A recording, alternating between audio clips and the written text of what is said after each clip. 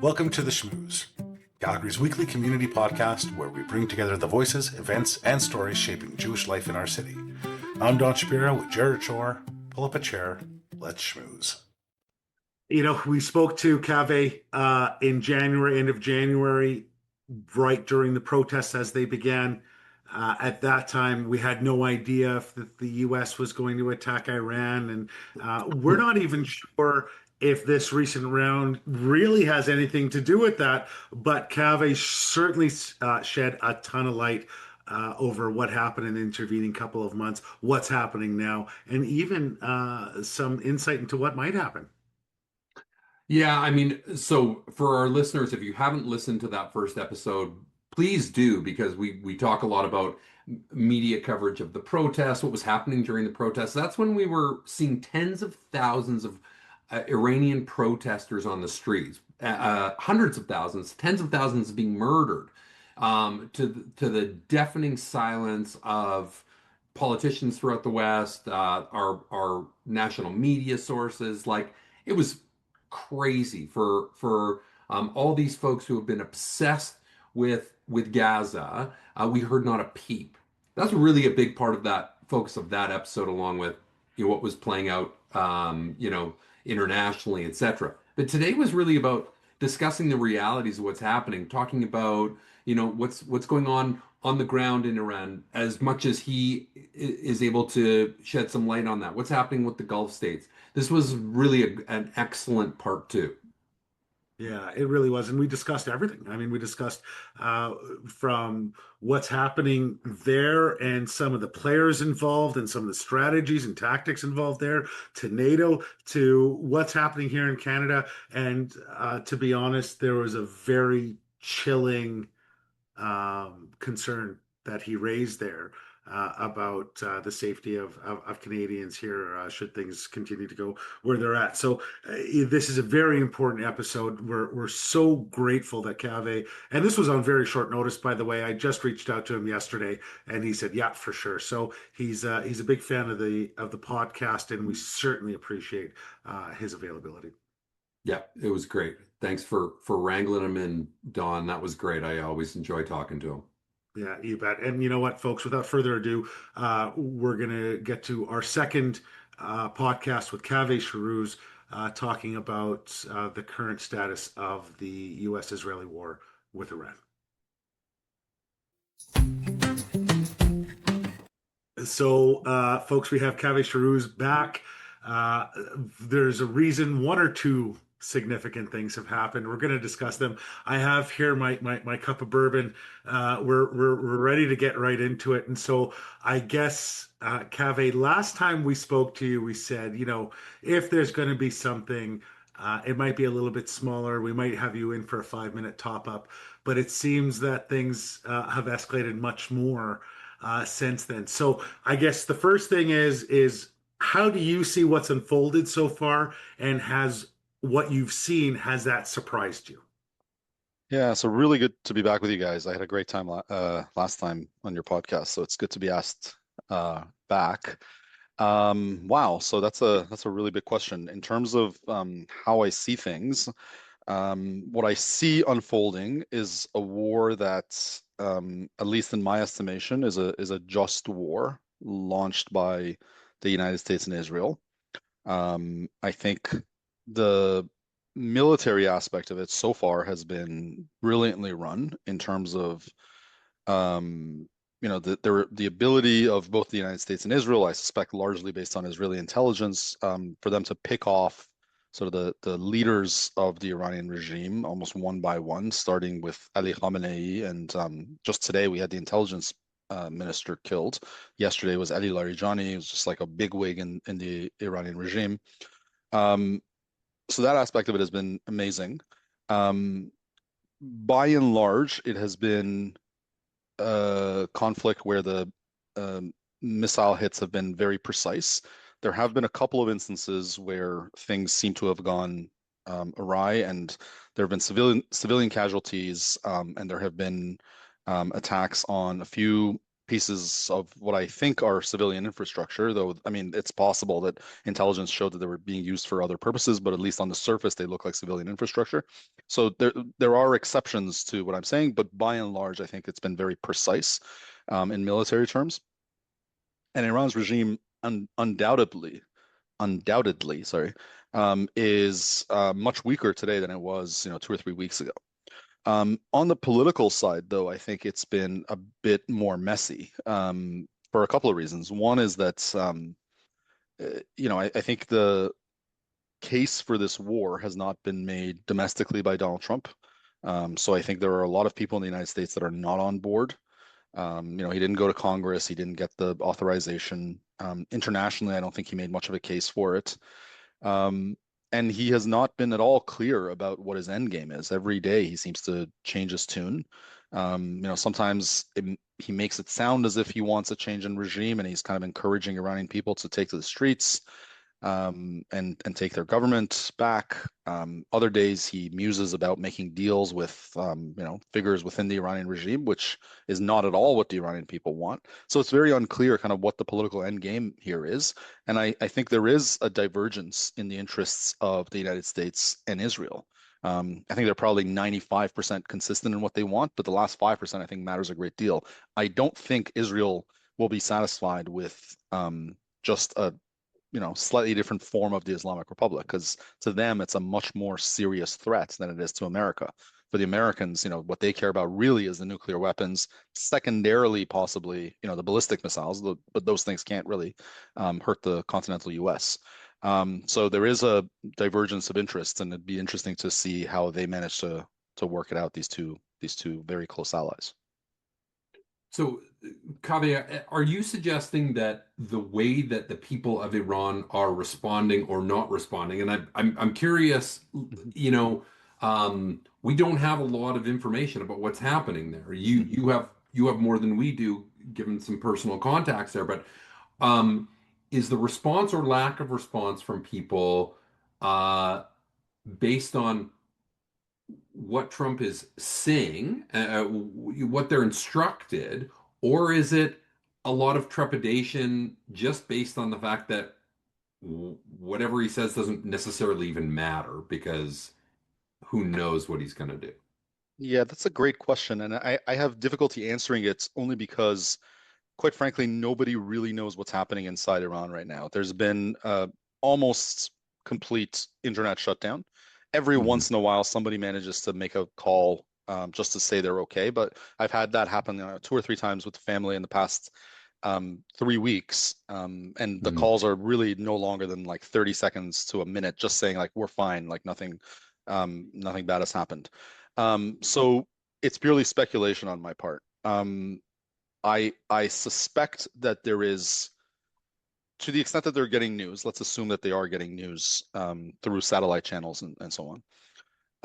I suspect there is probably confusion on the ground. On the one hand, they see these attacks on, high-ranking government officials, on the Basij, on the intelligence ministry, and they think to themselves, okay, so this is kind of what we were expecting. We're expecting the tools of repression of the Iranian regime to be weakened so that we can take to the streets afterwards. And that's what the president of the United States is saying. On the other hand, they are hearing these mixed messages from the United States about possibly cutting a deal. And they have the experience of what happened in January, which is that, this regime will not stop for humanitarian reasons in terms of just cracking down. So if they take to the streets, they are truly gambling with their lives. Um, and yeah, I suspect that everyone's very, very apprehensive because they're unclear kind of what the end game is here. And I think that's part of the problem with the president of the United States being Donald Trump and being, I don't want to say just poor at communicating, because I think it's the problem goes beyond communication. I think he himself doesn't know what he wants. And so that leads to a lot of other actors being, including the Iranian people themselves, being unclear about kind of what it is they have to do to gain freedom.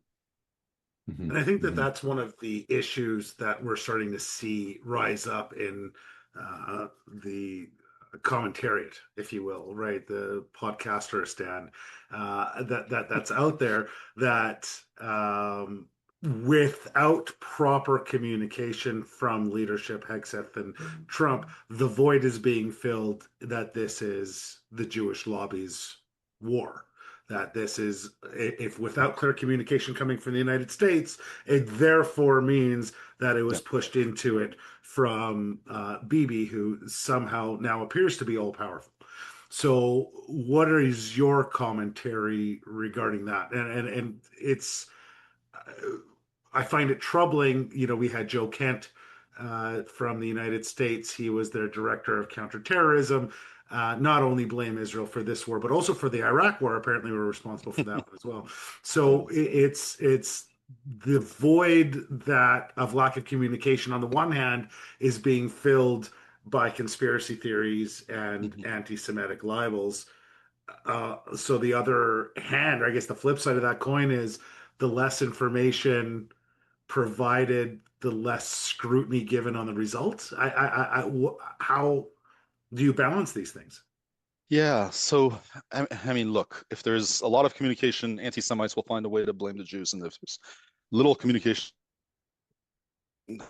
I suspect that not communicating leads to a greater information vacuum that can then be filled with these crackpots, like the one you cited, who talked about the Iraq War being led by Israel, which Israel, if I recall, especially the first Gulf War, Israel sat that one out. They weren't even involved in it. Um, I think this goes to the issue of not having made the case for war. I mean, I think if Donald Trump had actually given a theory for why he's going to war, if he had provided a basic rationale for this war, we're going to go to war to get rid of nuclear weapons. We are going to go to war for regime change. We're going to go to war because of our responsibility to protect the Iranian people. Whatever reason provided, I think the American people and the international community would have had a sense of why this war is happening, and then it would have been clear sort of what the end game is, and at what point sort of American involvement no longer makes sense because that objective has been achieved. When you don't do that, you leave a lot of room for people to kind of begin this kind of nonsense. And I don't quite understand why.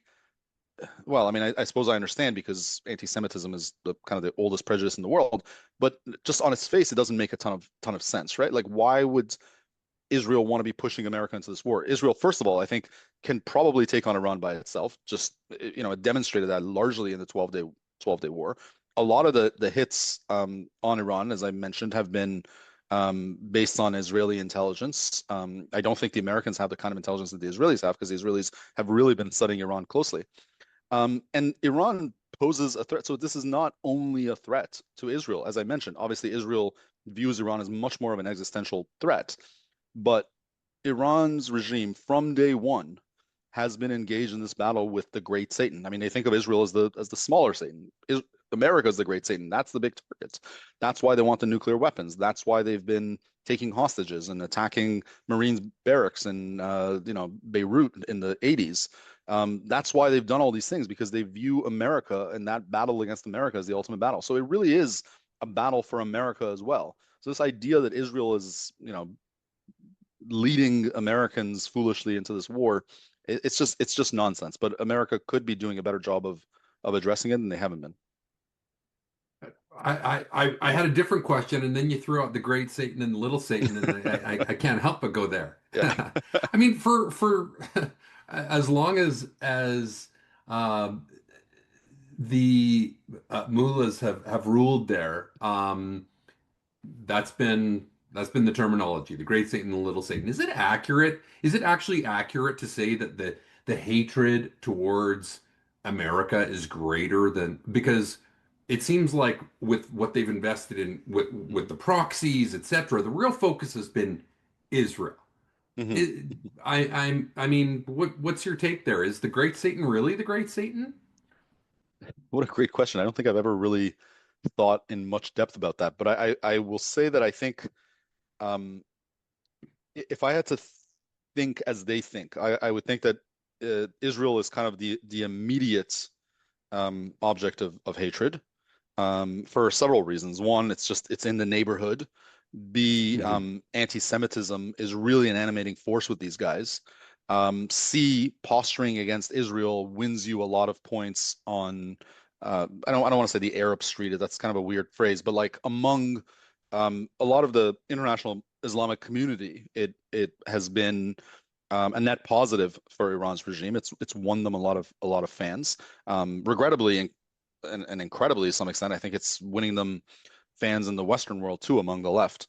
Yeah. So for those reasons, I mean, I think they view this as an initial struggle, but ultimately, for their mentality is they want to set up a global Islamic caliphate is kind of the Sunni word for it. The Shiite, just a global Shiite empire. I mean, that's really sort of theologically, that's where they want to end up, and that puts them in sort of direct conflict with the United States ultimately. Hmm. Also, what you have to keep in mind is that this brand of Shiite Islam that took over Iran in the late 1970s did have some. It wasn't purely coincidental that the Islamists in Iran in the late 70s and the Marxists managed to make a coalition. A lot of that kind of Marxist interpretation of the world and interpretation of proletarians versus the bourgeoisie, the downtrodden, the actual phrasing that Khomeini used to often use was the downtrodden versus global arrogance. That sort of uh, polarized view of the world, which ultimately pits the small countries against the great global arrogance, the United States. Hmm. I think that ultimately means that the once Israel is defeated, the greater evil to be defeated is the United States. Yeah, great. Yeah. When we start taking a look at how some people are framing this, and this is a conversation that Jared and I had over the last couple of weeks, where I'm becoming more and more optimistic as we see the left, uh, standing hand to hand or side by side with pro-regime Hmm. forces and the protests where we see Iranian people and Israeli flags side by side, that the veneer off of the sort of post-colonial narrative is weighted pretty thin. And Yeah. now publicly, finally, CBC and other left-wing media is saying, well, we do know that the Iranians are have Hezbollah as their proxy and Hmm. Hamas as their proxy. Things they didn't say 2.5 years ago are now being said. So, in my view, I'm feeling a shift. How am I feeling a shift? We had Premier Ford stand up against Al Quds Day, which is. I'd love for you to run down the history of what is Al Quds Day, where it came about, and why finally people are rising up against it. Are you sensing that a shift, that the sort of battle cries from the left are becoming death throes, or are you seeing it stabilize into something a little bit scarier? I don't know if I would describe it as death throes, but I think it's, as you say, like the mask has fallen at this point. It's much harder to deny. When you see actual Iranians on the streets of Toronto or Calgary or Vancouver or wherever celebrating, and then you've got these leftists and kafias and almost no Iranians, but largely like Islamic folks from Pakistan and India, carrying the Islamic Republic's flag and claiming that they're sort of looking out for the interests of Iranians. Like up until recently, it would have been easy for them to pretend that they are actually representing the interests of Iranians. But when the Iranians are across the street, like Right. celebrating, it becomes much more difficult to make that argument. So I think the average Canadian now looks at it as and is it's a much clearer picture for them. Um, Whether that means that the lefty keffiyeh wearers are going to stop doing that, I doubt it. I think there is enough ammunition for them to continue to accuse again, partly because the case for war hasn't been made, partly because Donald Trump is who he is. It's very easy for them to kind of make this argument that like this is just empire doing what empire does.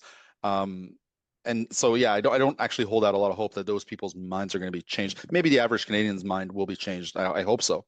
Yeah, and I Um, think that's more where I was going with it, right? yeah, yeah. So the average person who probably doesn't follow this stuff closely, but may have been more sympathetic to the cause the left, at least as they framed it, will now see that when they align themselves with the left, what they're doing is they're actually aligning themselves against the actual Iranians that have lived under that regime. Right. Mm-hmm. Now about Al-Quds Day.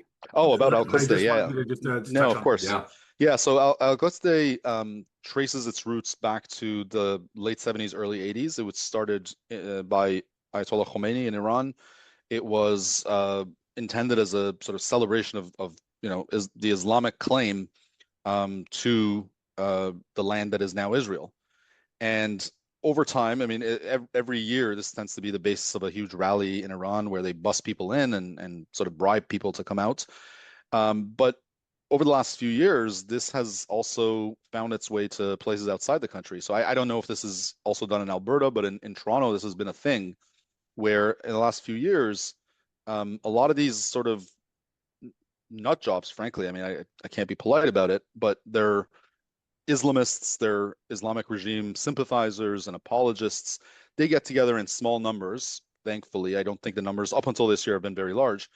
And they sort of, wave the Iranian regime's flags. They say anti-Semitic things. They say anti-Israeli things. And, every year, I think primarily Iranians have been raising their voices about this, saying that, hey, Canadian authorities, you should really be aware of this. And our Israeli allies have been doing the same because I think they're very clear-eyed about what this is about. But I think the average Canadian politician probably didn't much care. They would just, sign off on it or just let it go on the basis that this is, people have the right to associate, people have the right to gather, free speech, and so on. But I think over the past couple of years, as these really disruptive and hateful quote unquote pro-Palestine marches have occurred, and I don't think I say quote unquote because I actually genuinely don't think of them as being pro-Palestinian, because I don't think the Palestinians are served by the continued existence of Hamas. But so-called pro-Palestine marches, I think people have gotten a flavor of what these things are about and who's really behind them and what's going on here. And so this year, I think for the first time, there was really a political response. Now, mind you, I have to, as somebody who cares a great deal about civil liberties and would rather err on the side of protecting civil liberties, I don't think it was necessarily a great idea for Doug Ford to come out and say to the courts that we want an injunction to prohibit this gathering. I think the better thing to do would be to A, allow counter protests, and B, just to enforce existing laws. I think existing laws are quite useful in terms of shutting a lot of this nonsense down. But at least, it was an expression of political disapproval, which is a step in the right direction because we haven't had that to date. I had a conversation with a National Post reporter about Al-Quds Day earlier this week, and he wrote up an article and he quotes me. But for those that didn't see the article, the point I made to him, and I think is something that's lost on a lot of Canadians and a lot of Canadian politicians, is that on some surface level, what's happening during Al-Quds Day is about the Middle East. I mean, it certainly is about the Middle East on some level, but I think there's a deeper meaning, and it's the Islamic Republic flexing its muscle outside its borders. So for those of us that are from Iran, we are not mistaken about what's happening. This is the Iranian regime saying, we have people outside the country that are willing to take to the streets for us. And this is not the only event. There are other events. There are these marches and processions that happen in Toronto. I'm sure they happen in other cities as well, where you get like hundreds of, strong, muscly men marching through the streets, waving the Iranian regime's flag. And it's supposedly a religious festival, but really what it is it's a warning to everybody in the Iranian Canadian community. We are here. We can monitor you. We can harm you if you want to. And I think Al-Quds Day is meant to communicate that to the Iranian community, to Jewish community, and increasingly to the larger Canadian community that, we are a force in your country. So we have had in Calgary Al-Quds Day for a number of years, but nothing like we see in Toronto. And frankly, the anti-regime Iranians that are marching look like such a huge number in Toronto. Mhm. Does that sheer number actually register a little bit different politically? Because I mean, we're starting to talk politically. We know that Hmm. the Jewish community is small. We know that the Muslim community in Canada is far greater, and that has political capital. Hmm. Is the number of actual anti-regime Iranians, um, is it a critical mass in terms of being a political force?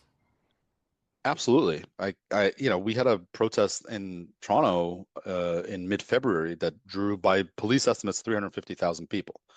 Um, I don't think we've had a protest with 350,000 people in Canada over any other issue, right? So if you're the average politician that cares about votes and re-election, you see that crowd and you think to yourself, I mean, this is a group that will mobilize on this key issue. They care about it and they will vote and they will donate and they will, volunteer. These are all the things politicians care about. Truth be told, though, I mean, if somebody dug a little bit deeper, they would know that this 350,000 people, they're spread out over a lot of different ridings. There are probably two or three ridings in which they're like really critical, but by and large, otherwise they're not much of a political force. I mean, I think the Iranians combined with the Jewish community, that puts, several, at least in, I'm much more Toronto focused because I live here. That puts several GTA ridings into play. So I think if you're a politician, you got to think about this combined force.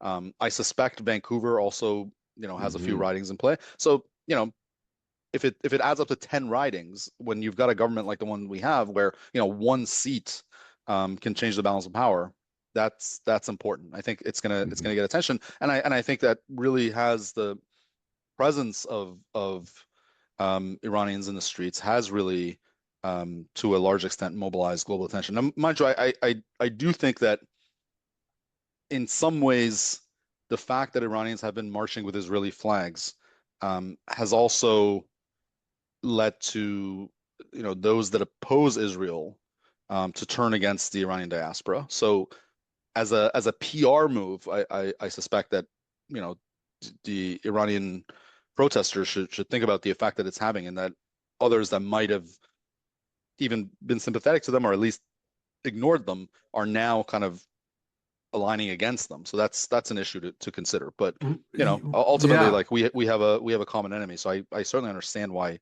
these Israeli flags are being brought. Well, and I think that's a great point because we actually in our discussion last time talked about, is the Jewish community, the Zionist community actually a liability? And Hmm. and so I I think we know that strategically that might be the case, but I mean, has the attitude shifted at all from your perspective with the anti-regime Iranians to say, yeah, actually, we don't need you right now? Um, I don't think so. I mean, I see debates online in social media in Persian about Mhm. whether or not it's wise for there to be these Israeli flags. Some of it turns on the fact that, people are skeptical about Benjamin Netanyahu personally. Um, but by and large, I have not seen a major pushback on this, I have to admit. Yeah, from a PR perspective, if I was completely, morally, well, bankrupt, or at least didn't care about morals, and I looked at it purely from a PR perspective, it's probably not a good idea to have these flags. But morally speaking, I think they're valuable. I think they signal to, in my mind, the right constituencies that the Iranians that want regime change are the ones that stand with Western civilizations. They share the same values, and I think there's immense value in that, and I think it signals something important to the world. Yeah, and I guess I want to stick something a little bit more local before we kind of go back to the situation in the Middle East. But have you heard of what happened recently in Edmonton with the mayor and the police chief? Has that crossed your desk? No, unfortunately. So the police chief was of Edmonton, Chief Dreichel. He was part of a group of big city police chiefs across the United States and Canada that annually they go on a convention to learn about somewhere in the world. This past February, they ended up in Israel. And they spoke to people from a bunch of different communities, Jewish communities, Druze, Jewish, Muslim communities, on how to integrate, how to build trust with those communities in a pretty complex area. He comes back from this trip. This trip was approved months before he ever went on. It wasn't taxpayer funded. It was funded from this big city chiefs group. And upon his return, there was a small news story about it, and then the Muslim Council of Edmonton and a bunch of mosques, including the Al Rashid Mosque, which is in Canada, is historically known as the first mosque in Canada and was the absolute symbol of multiculturalism back in its day. They wrote saying because the police chief went to Israel, he should resign. And so the mayor of Edmonton, without taking, really looking into it in any further, said he was deeply disappointed in the police chief for going and said he wants the rules to be changed and, things like that. There has been massive blowback against this mayor. The police chief himself said, if I had the opportunity to go there again, I would. In order to make the same decision, I would have done that. Now, Edmonton's demographics, we were talking about that, about 5,000 Jews, about 90,000 Muslims. When we start talking about those things and we start talking about the appearance of having an Israeli flag, amongst some very morally bankrupt, and I'm glad you said that, politicians, they're taking an immediate stance and accepting things. We just heard Zoran Namdani on welcoming an Irish president talking about genocide multiple times. When is that? Are we finally at a point where we're going to see blowback against politicians for that from regular Canadians? Like at a certain point, how much egg on your face is acceptable? Yeah, I didn't know this story, but this is actually A, outrageous, but B, I'm very glad that the story has the ending that it has. Quite honestly, I think one of the things I learned from a sort of an only partially related issue, which was kind of the identity politics of the early 2020s or the late teens, early 2020s, when some group of activists decided to go after somebody and immediately they would capitulate and they would say sorry, and like it led nowhere good because this is an angry mob, and you're not going to satisfy an angry mob by giving into it. You just give them a taste for blood and they just keep asking for more. So in this case, I'm actually very happy that there was blowback and that the police chief stood his ground, because that's the only way to kind of deal with these angry mobs.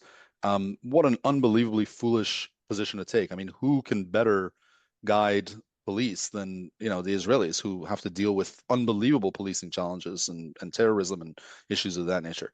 I think I'm hopeful that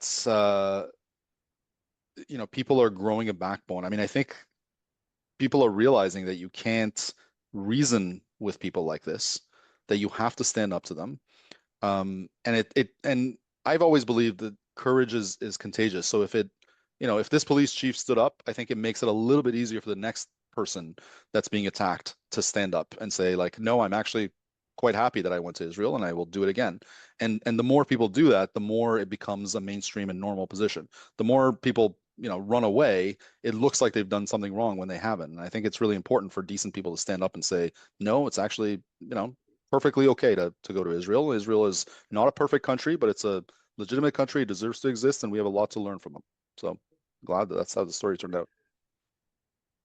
Kaveh, last we spoke, we talked a lot about the lack of voices when we knew that tens of thousands of protesters were slaughtered, the lack of coverage. So I don't want to belabor that point. Let's talk about something that is a little new to the conversation now that the conflict has started. What's your take on the role that the Gulf states are playing, are not playing? Where do we see that going? Hmm. I don't quite know, to be honest with you, what the Gulf states are doing. Their official position seems to be to stand against Iran. Whether behind the scenes they're actually pushing the Americans to end the conflict, I don't know. But I think that's probably the Iranian regime's calculation, and that's why they've started attacking these Gulf states, um, on the basis that what it's going to do is it's going to, impose pain on them, and they in turn are going to turn to the Americans and ask them to end the war. So it's a little bit difficult to know, quite frankly. Um, I don't personally have a ton of faith in these Gulf states. I mean, these are not governments that, they're a little bit better now, I suppose. They're, even Saudi Arabia is moving towards some sort of reform, it seems. A lot of these states have now begun to normalize their relationship with Israel, so they're less awful than they used to be, but they are not democracies. And ultimately, I think what I'm interested in with respect to Iran is the building of a democracy. And I don't think these countries are going to be helpful in that regard.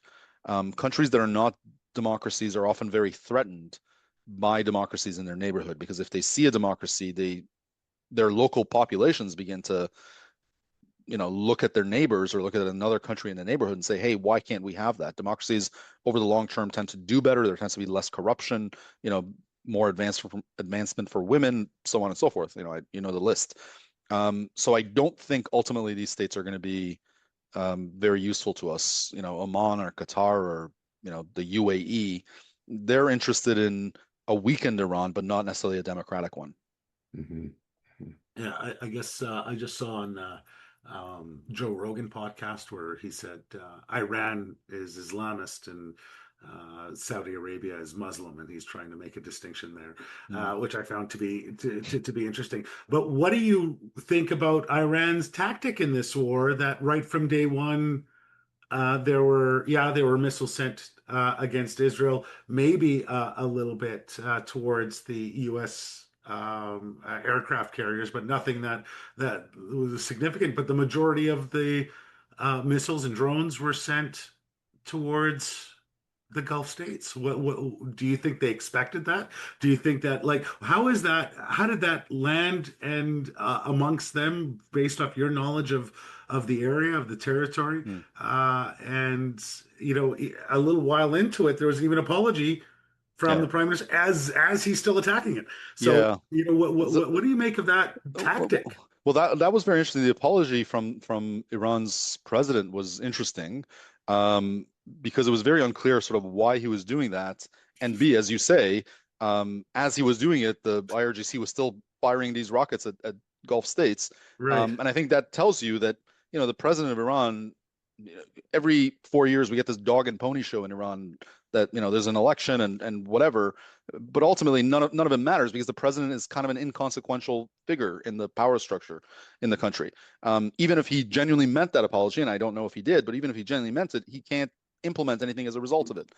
I think the thinking is what I alluded to just a few minutes ago. The Iranians probably have this theory that if they can absorb these blows, and the blows have been heavy, but if they can hold out for a few weeks, but they can increase the pain on neighboring countries, those countries will turn to the United States and say,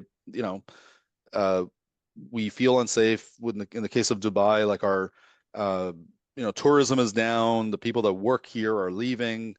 This is a significant cost to us. Price of oil is going up. Well, actually, the price of oil going up might actually be good for them. But by and large, they're under a cost is being imposed on them. And so I think that's been the Iranian theory. Again, on the surface, that's not what has actually happened. I don't see a lot of Gulf states saying we should end this conflict, but what they're saying behind the scenes, I have no idea. It's hard to gauge. Kaveh, given what we know, given how the last 3 weeks have played out, what's your best case scenario? What's your worst case scenario? And what's the realistic scenario if it's not one of those two? Yeah. Well, best case scenario is that, the action that was carried out today, killing out the intelligence minister and other attacks on intelligence targets in Iran. I think these are really important. So the best case scenario would be for these types of attacks to continue, to the point where you begin to see defections in Iran. IRGC defecting, or the regular military. I think that's even more important, the regular military defecting, in which case Iranians might feel empowered to take to the streets, and then they can actually, take over institutions.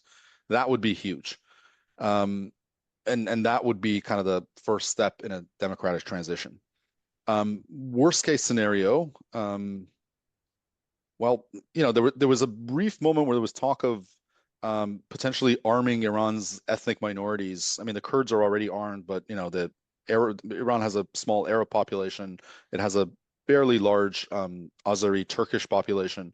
To arm these people and to kind of begin to sow chaos in Iran by, Azerbaijan asking for the Turkish parts of Iran and potentially a Kurdistan being formed and a separate, Arab countries laying claim to the Arab parts of the country. And that's just to me, that's a recipe for absolute disaster. It's a recipe for civil war. That's gonna, you know, civil wars don't stay contained, right? They spread, and so you're gonna end up with a refugee crisis. You're gonna end up with countries in the region being dragged into war. So that would just be an absolute nightmare. Um, I still, to this day, again, because Donald Trump is who he is, and because he has been so unclear about what he wants, and because I think ultimately at the end of the day, he likes strong men more than he likes democracy. Um, I still think the most realistic outcome at this point is for the Americans to enter a deal with somebody in the regime, some strong man that kind of emerges and is willing to kind of put aside some of the worst elements of Iran's thuggery for the past 5 decades. Like, we're not going to attack Israel anymore. We're not going to fund Hezbollah. We'll make peace begrudgingly with the United States, but we'll continue to repress people at home, and or we will continue to be an Islamist state or a military state in some fashion. I still think that's the most likely outcome, regrettably. So there, I mean, there's recent reports right now. It seems like the tactics are changing a little bit. Israel attacked some oil, got in trouble, but now it seems like there's a joint operation against natural gas fields Hmm. in South Pars. There's talks of boots on the ground in specific areas or in very limited amounts. One is Harg Island, Hmm. that has some reserves, and another report just recently came out, very recently, I think around the time that this just before we started this podcast, that ground incursions to retrieve some of the nuclear materials is out there. So, what do you make of those reports? Would boots on the ground uh, signify something? And it like what do 50,000 of the people that were out there and the most believing in regime change were out there and they lost their lives right now, aside for lack of internet or lack of the ability from established resources to be able to uh, organize a proper revolt, what is stopping those people? Because if they rose up right now with the Americans on the ground, you would think logically there's no way that that same result would happen because the air support is there. So Hmm. it's do you think tactics are going to change? Do you think Americans will have boots on the ground in any fashion? And do you think that that's maybe the catalyst that Iranian people need to explore their own regime change? It's possible. I have to admit that I suppose Donald Trump can do anything, but I think the cost of boots on the ground is quite high. I mean, it's important to remember that MAGA has a faction, a pretty large faction, that doesn't, that wants to withdraw from the world entirely, is very anti-military adventurism. They don't really like this war. I mean, they've been fairly silent. I mean, you hear some of them object a little bit. By and large, they haven't said much. But I think once Americans end up actually physically on the ground fighting, you will begin to see a crack up in the MAGA coalition. And Donald Trump, I don't think, can afford that right now. Um, and I think, boots on the ground also means the likelihood of the loss of American military lives, which is a huge political cost, right? Like, up until now, it's just been bombs dropping. Once you begin to see, headlines of Americans killed in Iran, I think the American public is going to be unhappy about that. So I still see it as very unlikely. Um, Assuming though that there continues to be air support, um, but it's provided in such a way that protesters actually feel safe going out, because I don't think they feel safe at the moment. In fact, if anything, they're being instructed by various voices to stay home. But if that changes, if the instruction is go out, we're going to provide you with air support, then I think that might be a game changer. Quite frankly, I don't quite like I don't know enough about military strategy to know how air support in this case would work. Like if you've got, snipers on top of buildings Right. shooting protesters, which is what they've been doing, I don't know if you can hit targets with that level of precision. Maybe with drones you can. I don't know, but I think the military, sorry, the air support is perhaps more useful if your plan is, for example, to get Kurdish fighters that are trained to take over a bit of territory. I think that makes more sense than to actually get people out to protest. Okay. Okay. Yeah. Fair enough. Kaveh, we talked about Reza Pahlavi and we haven't heard a lot about him over the last couple weeks. It seems like he's sort of marginalized. Is there, you talk about the likelihood that there's going to be another sort of regime strongman that maybe doesn't have quite the same reputation installed. Um, I mean, that would sure feel, I would have to imagine, like absolute betrayal to the people. Is there anybody else? Is there any other uh, leader, any other group that seems Mhm. like they have the ability to lead this country in any significant way, if not the regime, if not the Mhm. Shah, Yeah. anything. Yeah. So, first of all, a lot of Iranian listeners to your podcasts are going to be upset that you say Pahlavi looks marginalized. Hmm. He puts out 3 videos a day, as far as I can tell. Um, so his movement still believes that he's the man and he's the one that's going to unseat this regime. I disagree with that. I had an op-ed in the Globe Mail last week about Pahlavi and stated why I'm sort of worried about him. And I think that the movement that he has built is, not as democratic as he claims. Happy to talk about that, but that wasn't quite your question. I think there are other movements beginning to um, form. So later this month, I'm actually headed to London, where there is going to be a gathering of opposition forces, a pluralistic gathering.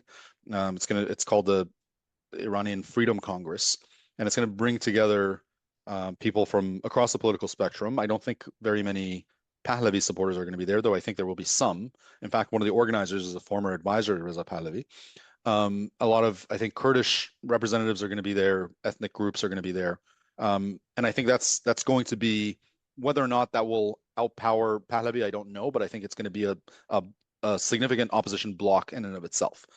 Hmm. I also have heard, again, based on little bits of news that manages to get out, that there is a movement inside the country, some of it linked back to people that are fairly high profile that are in prison right now, of them coming together to kind of create this block. Um, and the messaging that one gets from the United States is they consistently say, um, Trump has said this a few times, Voice of America's Persian service, which you can assume to be, you know, presenting the American line, it keeps saying that we think that the future leader of Iran will come from within Iran. So their view is, at least as far as they can communicate it, like Pahlavi is not the man. It's actually going to be somebody, whether it's going to be some strong man from within the regime or some Hmm. force coming from, inside the prisons or something. Whatever it is, that's who they're looking to. So, this group forming, I think, in Iran's civil society, inside the country and inside the prisons, I think that can be a valuable force. My view has always been, and this is actually one of several reasons why I've kind of been critical of Reza Pahlavi, is that I don't think any of these blocks are going to be strong enough individually to topple this regime or to control the country if the regime falls. I think what it's going to require is for all these groups to work together. So even though these blocks are beginning to form, I hope that at some point in the near future they merge in some way and that there is a sort of a leadership council, leadership coalition that can kind of bring the entire opposition under one umbrella. Now, there's one aspect of this war that we haven't discussed yet, and that is the Lebanese front of this war. Now, Mm. what you know, because I was in Israel at the start of this war, we managed, we were there for a week and we got to see a lot of Israel's beautiful bomb shelters and Yeah, some. yeah, you sent me a photo. That was Uh, but the one thing that a lot of people aren't talking about is the Lebanese front, and what we're seeing from the Lebanese side is a lot more tough talk against Hezbollah than there was before. And now with this ground incursion, where do you see that front of the war going as sort of, again, as all of this, we can call the 12-day war, we can call this the new US-Israeli war, but really the Israeli-Iran war started October 7th and we're still kind of seeing it play out, like the ramifications of everything. So where do you see this part of or this battle going and how long do you think that one will take? Yeah, I totally agree with you. I mean, I think these are all different fronts of the same war. Right. And I think it's quite significant that you're beginning to hear Lebanese politicians openly speaking against Hezbollah, something that they would not have dared do a few years ago. And I think that tells you that, well, it tells you two things. One, that Hezbollah has been significantly weakened, so it's no longer the threat that it was. But also, I think it should tell you just how sick everybody is of the Iranian regime and its proxies in the region. Just like they do nothing but cause trouble in the region. They just wreak havoc in the region. And I think more and more governments are willing to openly say that. And I am hopeful. I mean, I think Hezbollah is kind of a fraction of the power that it was before, the killing of Nasrallah and the pager attacks and so on. So I'm hopeful that this will be tied up by Israel relatively quickly and that Lebanon will be Hezbollah free, or at least Hezbollah will be significantly reduced. But I'm not a military strategist, so it's hard to know. Kaveh, there were clips of and photos of someone entering the country that was identified as this person from the regime. We hear news that Simon Fraser University, one of the anti-regime activists, who's a professor at SFU, was murdered. Um, What's your take? Do Canadians have reason to worry about Iranian terror cells being activated if Iran starts going down on their home turf? Or is their best strategy to light things up across the globe and look for soft targets? I don't want to be alarmist and I don't want to scare your audience, but yes, this is Hmm. absolutely something they should worry about. We were talking Hmm. about Al-Quds Day. We were talking about the other religious processions that happen in places like Toronto, where the regime flexes its muscle. This is one of the things it's trying to tell us is that we can attack you if needed. Um, the case of Masoud Massoudi, the SFU instructor that you mentioned, is very chilling. I mean, I didn't know him well, but I'd communicated with him several times. Um, and he openly spoke about the very people that have now been charged with his murder. He said, these are people that have been threatening me. Um, and now they've been charged with his murder. So whether, I mean, it remains to be seen. I don't want to sort of jump to conclusions, but every sign points to the fact that the regime was probably behind this. Um, and I think if the regime starts going down, it will do precisely what I was just mentioning a few minutes ago about what it's doing to the Gulf states. Like it wants to impose a cost on countries that can then lean on the Americans and the Israelis to say, stop the war because it's hurting us. So I don't doubt for a minute that that's a strategy that they could resort to, and I have no doubt that they have cells here in Canada that could carry out murders, that could carry out terror attacks, any number of things. This is a regime with no moral hesitation about killing innocent civilians, and they will do it if needed. Well, that's a chilling thought, Yeah, and I'm I sorry to guess I'm sorry to make it all sad like that, but yeah, it's something we ought to be worried about, and I don't think our politicians have been taking this issue as seriously as they should have been. no, and I think it's something that we felt as the Jewish community throughout. That's always been a concern, and now we're seeing it play out.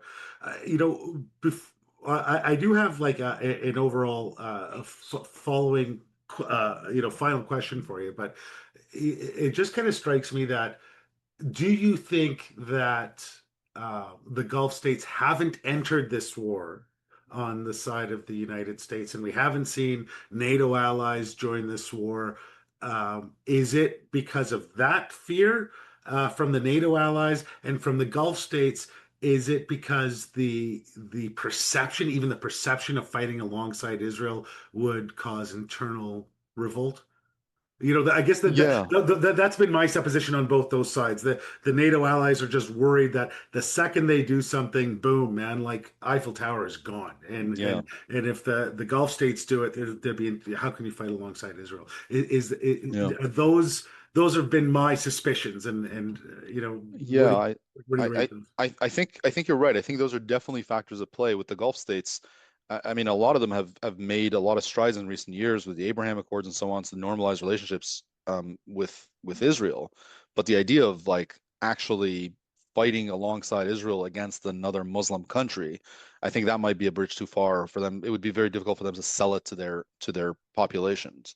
Um, what you have to remember again is that these are dictatorships, and the public generally does not tends not to like their governments. And in Saudi Arabia and in places like that, the charge has always been against the ruling elite that they're too comfortable with the Americans, that they're too comfortable with the Israelis.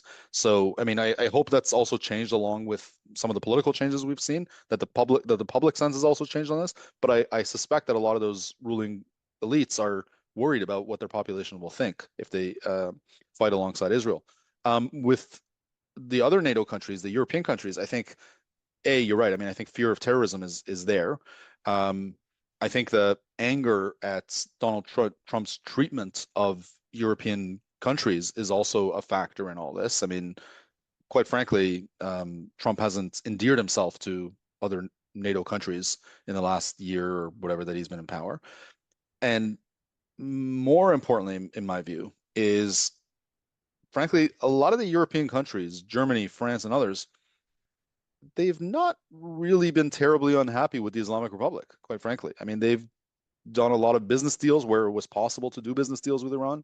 They have tried as much as possible to normalize Iran's regime. They've, you know, despite knowing the human rights violations, they continue to meet with Iranian officials, treat them as normal statesmen. Um, and I think they're quite comfortable with, just having treating Iran like a normal country. Um, and I suspect that also has something to do with their political class not, in my view, having the right moral compass on this issue. Probably has something to do with their unwillingness to get involved.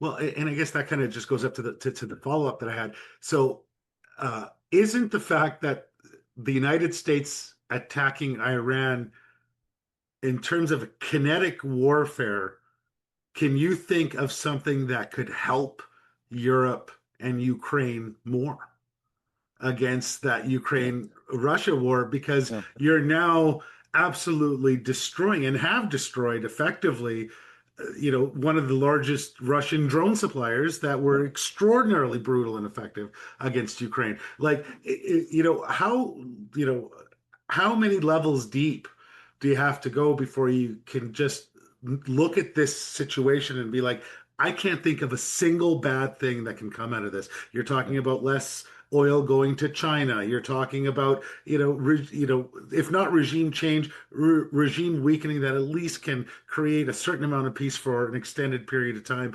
Ukraine being like, I can't think of a single negative, and I challenge anybody to like give me one. What Yeah, is a bad outcome of what's happened so far if it ends now?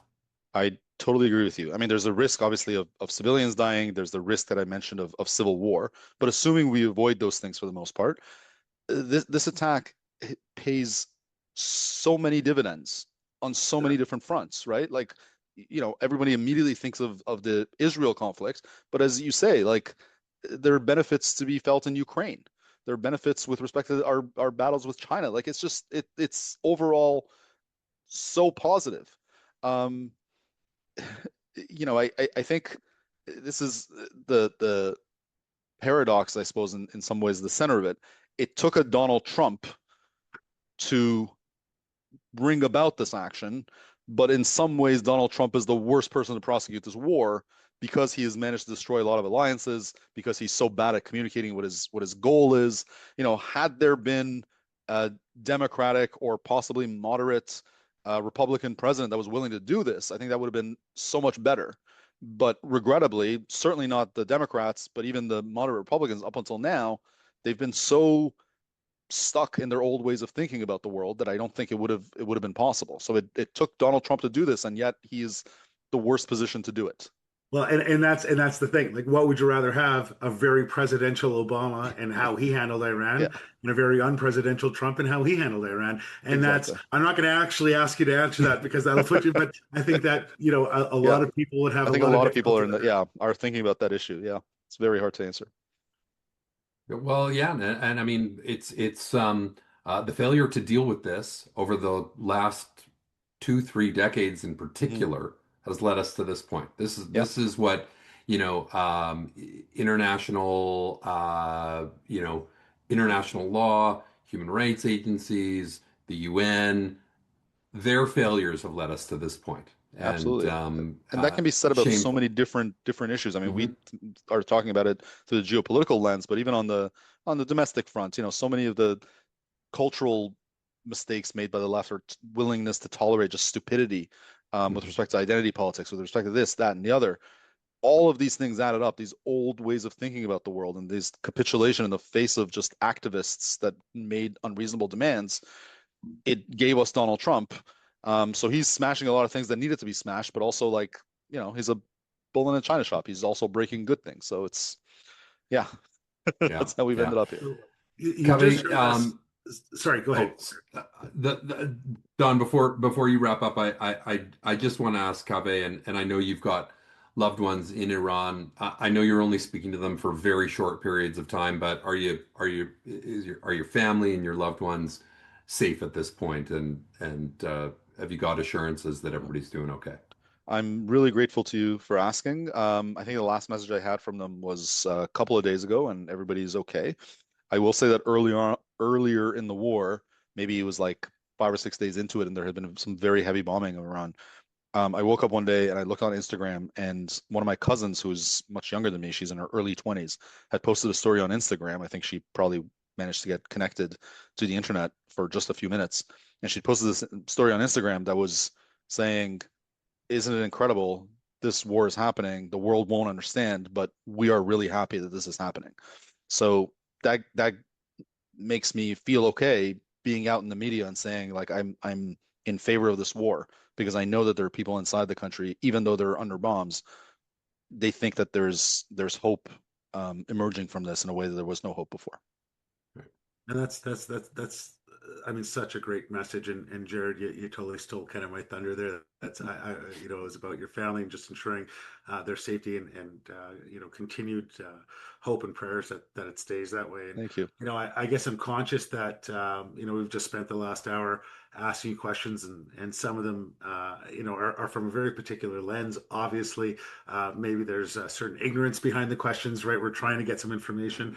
But I guess the last thing I have for you is there a question that we didn't ask that we should have? Is there another thought on this that we should put forward as a community? Because again, we can rally together, we can be Mhm. supportive. Is there something that we're not doing that we should be? Is there a focus that we need to have on this or a lens that maybe we're missing? That is a very thoughtful question. Nothing immediately comes to mind, though I will say that I've been having conversations recently with people about the fact that, at the moment, the interests of the Iranian population and the United States and Israel are aligned, but they're not necessarily always going to be aligned, right? Like Israel might benefit, Israel's politicians might benefit from an Iran that's not necessarily democratic. They might benefit from an Iran that's weak and, you know, broken up into regions, and there are warlords, or different ethnic groups controlling one part of the country. And so I think it would be wonderful to have our Jewish friends and allies on our side, not just demanding an attack on Iran, which is something that we want and we support, but also um, pushing, their loved ones in Israel, and if they have Israeli citizenship, then pushing their own politicians to actually fight for the democratic outcome in Iran, because that's actually, I think, the thing that will, maybe in the short term, it will not give maybe in the short term, a weakened Iran and a balkanized Iran that's broken up will give Israel kind of what it needs. But in the long term, I think having democracies in the region are going to be the best security guarantee for Israel. So I hope that you're not just with us during this war phase, but that you're also with us with respect to the end game, which is a democratic transition in the country. And you know what my hesitation on that is, right? Right off the bat. Like I'd love to see it because of the very optimistic outcome, but Gaza had elections in 2005, Yeah. right? Like, at what point does there need to be maybe, I hate to say it, but some sort of a little bit of authoritarian mid ground before we go into that because um, man, hate loves a vacuum. Yeah. Well, Yeah. I'm gonna take the answer on that one, Kaveh. Can Go I? for it. Yeah, Please, of course. please give me hope. The Iranian people have a rich history. This is not a new country that's been brainwashed by extremists. There is, 90% of the country is against this regime, and the Iranians are enlightened people, and they're going to embrace democracy when they get an opportunity. Yeah. Kaveh, would you answer it the same way? I would have answered it exactly the same way. Yeah, no, you said it brilliantly. Iran in 2026 is not Gaza in 2005. It's not Afghanistan. It's not Iraq. Um, there's been this movement in Iran against the regime, and it hasn't been unlike some, let's say in Egypt, there was a movement against Hosni Mubarak before the Arab Spring, but it was actually the Muslim Brotherhood, right? That's what they were calling for. In Iran, they're not calling for some authoritarian state. Iranians are actually calling for liberal democracy. That's what they want. So I think, I don't think we're going to end up with that kind of vacuum that tends to attract crazies and authoritarians. I think if the conditions are set up properly, you will end up actually with a thriving democracy in that country. And that is just a great way to leave this today with a little bit of hope about what's going to happen. Kaveh, we so appreciate you coming back and chatting with us. I encourage everybody to listen to the episode that we recorded with you at the end of January. That was the 9th episode. We're having you back now as things are unfolding. And again, we look forward to having you back once the dust settles and there's more significant concrete outcomes in Iran. So again, thank you so much for being with us today, Kevin. I'm really grateful to you both, and thank you to your listeners who stuck with us. Yeah, you bet. Thanks for this, Chris. All right.